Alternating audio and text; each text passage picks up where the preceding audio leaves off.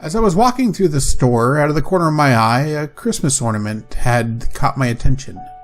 The Christmas ornament, I noticed, was about a 1/6 scale to its normal size counterpart, and even though it had this ribbon on the top of his head that was a little bit annoying, and an eye hook that would twist out eventually, even if it broke, I knew that I could pull it a little bit harder and it would come out. Even though it created a little bit of a hole, I knew that I could fix this hole. And I looked at the legs of this porg, and the legs were not really that well done. And so I disabled the porg.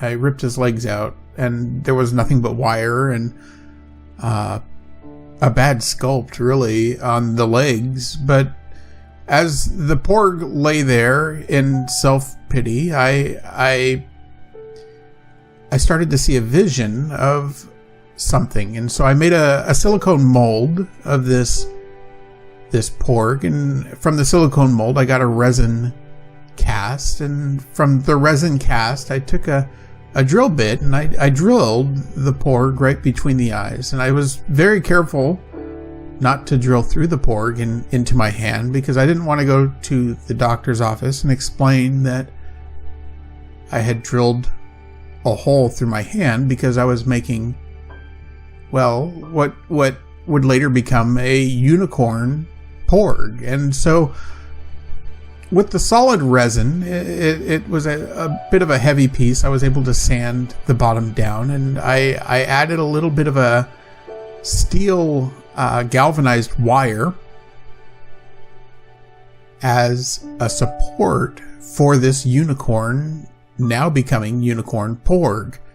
And so I am making two at one time, because I wasn't sure really how I wanted to paint these. And so I figured, why not make two instead of one? And so with the steel galvanized wire support, I glued it into the resin head of what will eventually become the unicorn porg. And with a little bit of epoxy, it was a Procreate epoxy that I used. I started molding and shaping and twisting and twirling in a unicorn horn.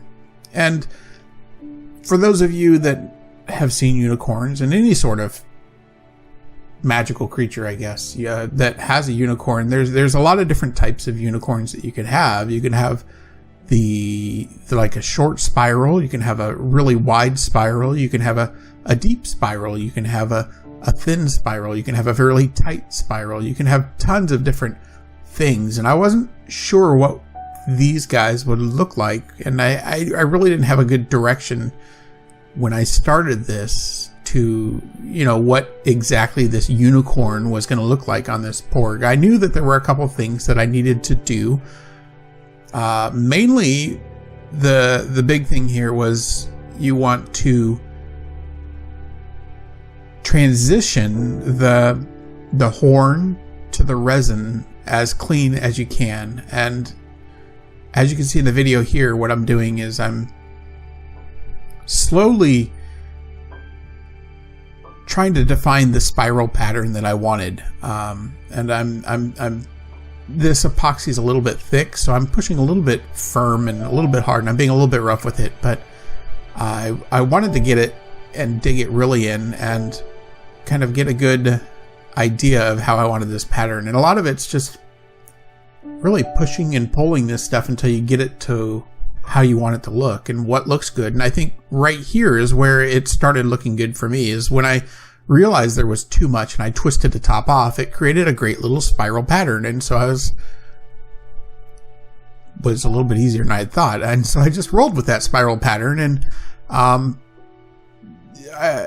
from there it really was just defining what I had already done. I wanted to clean up some of the lines. There were some spirals that ran into each other that didn't look as good, so you twist and you pull those ones that are not looking good, and you take that epoxy and you kind of push that epoxy down into the resin to make it look like it's either hair that's twirling up into the unicorn or spiraling down into the epoxy, if you will.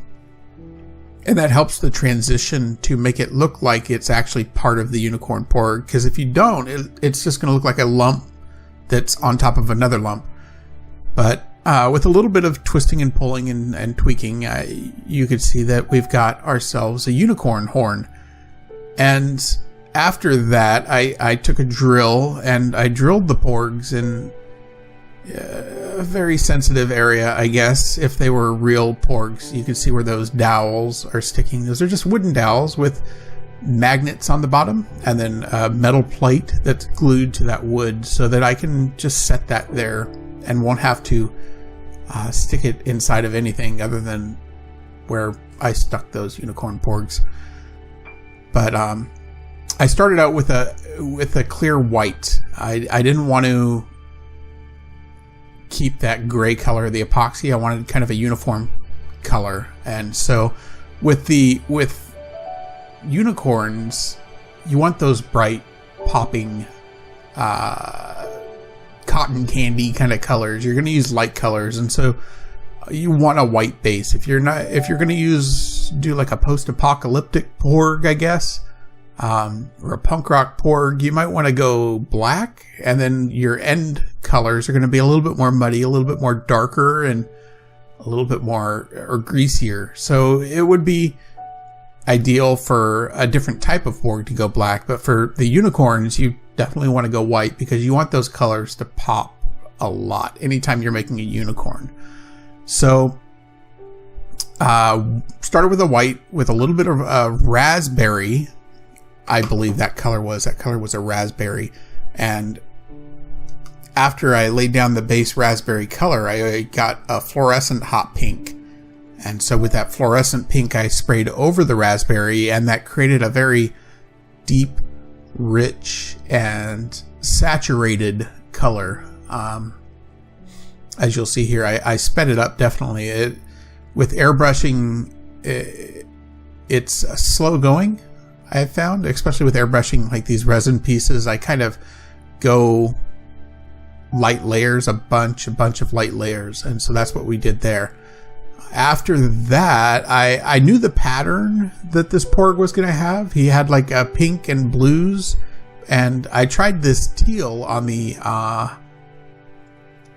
wing here, and it was coming out a little bit too dark. So he was kind of, if these two were twins, this guy right here that I'm painting would be the runt of the litter. I kind of knew about this time that he wasn't going to fit my vision. I was going to finish him, and, just like any good parent, you're going to love them and treat them well. But I knew that this guy, he was going to have it rough from the start. Like, I wasn't really going to like him as much as I liked the other. But, we're not playing favorites, I guess. It's just, this porg had not cooperated, I guess, is all I'm saying. But don't tell him that. He's, we want him to have the confidence of any porg, or unicorn porg, I guess. In all seriousness, the teal did come out a little bit more darker and saturated than I want. I wanted these porgs to be a little bit more light and airy and kind of cotton candy, if you will. This guy came out to be a little bit more of a tropical lifesaver. Not too bad though. I mean, I guess if you're a unicorn porg, you're going to come from different regions of the world. So this porg is just from a different region of the galaxy. He's more of the Caribbean porg, the rum and coke and there's nothing wrong with this porg. It's just a different region, I guess. And so with that blue in mind, I still kept it going, but I knew that with the next porg, I wanted to kind of keep things a little bit lighter. And so here I am with this guy, and we start out with a pink, and I'm going to do the same type of pattern. We're going to do the pinks on the outside with the blue wing and the blue belly, but I'm going to go with a very light blue. I believe it was a Laguna blue that I went with, but we're still using the fluorescent hot pink at this moment, but that's all I used for this guy. And I sped it up, and you can see that hot pink, it doesn't lay down really thick, so you have to layer it. And so just several light layers until you get the saturation that you wanted, for this guy at least. That's kind of what I've learned. Wiped off a little bit of the overspray there to make sure that that wing was kind of clear and white. You can see him on the left there. He's done. And we're getting the Laguna blue now. And again, you can see this blue is not very dark compared to that teal that was on the Caribbean porg, we'll call him. This little guy, he started out, after a while, you know, a couple more layers, you can see that blue really starting to take shape. And I kind of go over the line, don't really paint inside the lines. I let those blues and pinks kind of overspray and mingle in a little bit of a mixer, I guess. And the overspray helps transition those pinks and the blues. And so after I paint the full body, I spray it with a little bit of Tester's Dull Coat to protect that paint. And so now I can touch the paint and touch the porg and not really rub off that paint. And we're getting into the eyes here. And I think I'm still learning the technique, but this is kind of a technique that I've learned and picked up over the time where, you know, you paint your base white. And I'm not really painting a base by base white, I mean, it's a flesh tone mixed with white. So it's not a straight white. You don't want to use a straight white. You want to use kind of an off-white, or what you might think of as like an eggshell white, something a little bit off.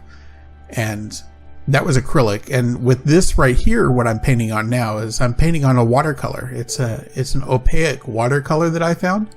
So it lays down really thick and really rich, but it has the characteristics of watercolor in that you can let it dry. And if you get it wet, it will get right back into its normal state and you can continue painting with it. And that comes in really handy when you're painting eyes, and you can get these really neat kind of marbling and, you know, just a really wet marble kind of look to the eye. And so that's kind of what I'm going for with this one. In hindsight, I probably would have painted the full eye. I wouldn't have painted that white. Or I still would have painted the white, but I wouldn't have painted the, I wouldn't have left any of the white. And so the watercolor has dried, and I take a little bit of a drop and I drop some water onto that eye. I dry the brush off and I just start pulling out some of that watercolor. You can see that the watercolor gets wet and starts to become malleable again. But what I do is I just pull some of that color out. And as you pull that color out, you create some variance, I guess you could say, and some ribboning in a way. You can see that there's like some white areas, and then there's some other areas with a little bit of a blue. And so it starts this cloudy kind of look to it. And it has a really neat aesthetic when you do it right. I think with these unicorn porgs, I kind of rushed them in a way. And so they didn't come out as good as I'd want, because they were the first ones. They were more experimental.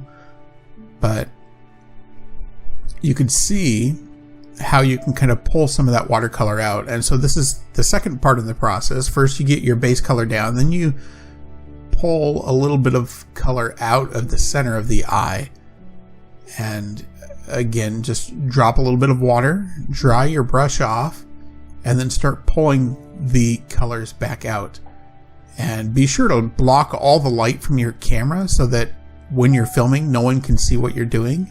I apologize for that, and I apologize beforehand for the horrible yellow tint. I'm working on getting better lighting, and so these videos will get better, but right now, in my infinite wisdom, I even have the porg blurry, so you can't even see what I'm doing here. I don't even know why I filmed this, but anyway, you kind of get the picture where you're pulling some of that color out, and as you pull some of that color out, it creates kind of a neat variance. And so we're going to let that dry once we've pulled this color out, and we're going to come back in with another color. A complementing color. In this case, I came in with, I think, like a bright pink. I believe this eye right here, I wanted to get a little bit more color out. Some of that color was a little bit rich and thick to begin with, so it took a little bit longer to pull some of that color out. But you can see, as we're moving him, you get like a neat little cloudy kind of texture. And so now we're coming in with a different color, and I believe it's just like a hot pink red that's on the brush, and it's pretty much the same concept where you get color on the eye and you just let it dry. So you want to dab it in there, but be careful not to kind of get it too runny. There's a really fine line between how rich and thick you want the paint. But dab it in the center and just let it sit. And after that center part dries, you're going to go back in the same thing. You're going to drop a drop of water right in the center of that eye. Spoiler alert, takes me a couple minutes. There it is. Drop the drop right in the center of that eye. And instead of pulling it out this time, what you're going to do is you're just going to push and pull things around. So you're going to take some of that water and you're just going to push the water around and make it meld in with the blue, and it won't mix entirely.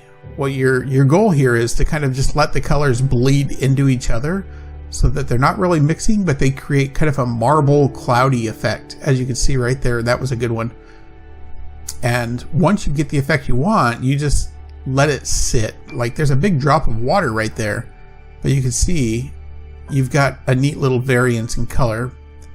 Even though there's a big drop of water, just let it sit. Don't touch it once you get it going, and it's going to dry exactly as you see it. We'll do the same thing on this side. A drop of water, and then you just push and pull things and let them mingle. So you can see it gets wet, and that with a very thinner brush. I've got two brushes that I'm working with here. I think it's like an odd brush. It's just a 0 the size, and so I'm just pushing and pulling it around. And this one I think took a little bit longer.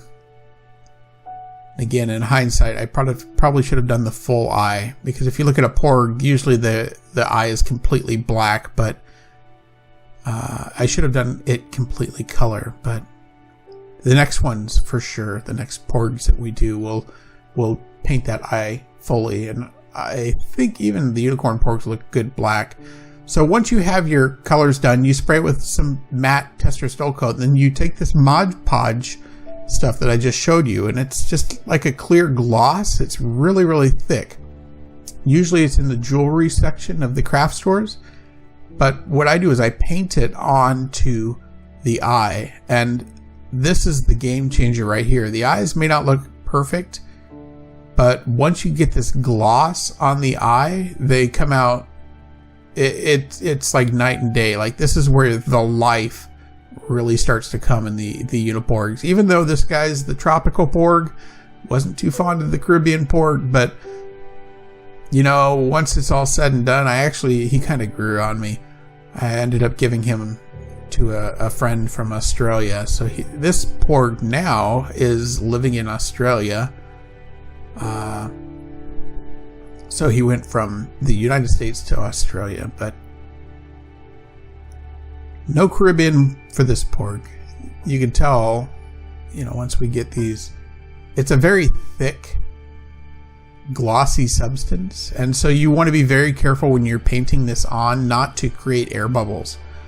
You want to minimize the air bubbles, so just work really slow and very careful to not dab. And even a little bit of this stuff on the lips will look like it has like a moist lip, like he just saw a pizza and he's drooling. And so once those are done, you can see this guy's out in the wild, and the video editor doesn't really show how good he is. This is kind of a quick shot of what these look like, but you can see kind of the color and what they look like outside. And in the long run, I think the eyes can be a little bit better. I'm being more critical here of my work than I normally do, but and here Chewbacca's made a friend.